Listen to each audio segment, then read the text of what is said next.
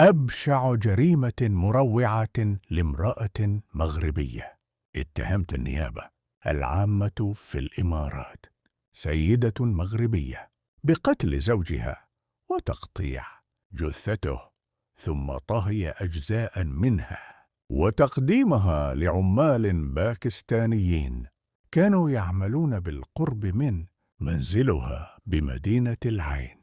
وحسب ما جاء في التحقيقات فإن الجريمة وقعت بعد أن أخبرها زوجها الذي عاشت معه حوالي 7 سنوات بأنه يريد الانفصال عنها والزواج بامرأة مغربية أخرى.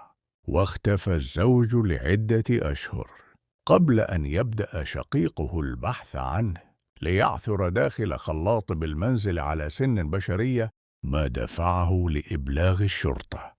وبعد إجراء التحاليل تأكد أن السن تعود للضحية لتبدأ التحقيقات التي كشفت تفاصيل الجريمة الصادمة.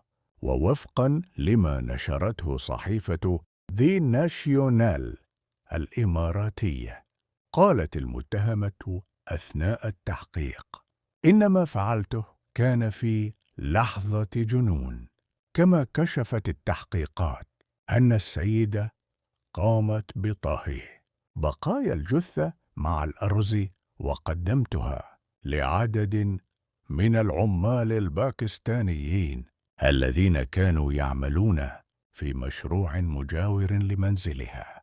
وقد أحالت السلطات المتهمة إلى المحكمة، كما تم نقلها إلى مستشفى من أجل فحص حالتها العقلية.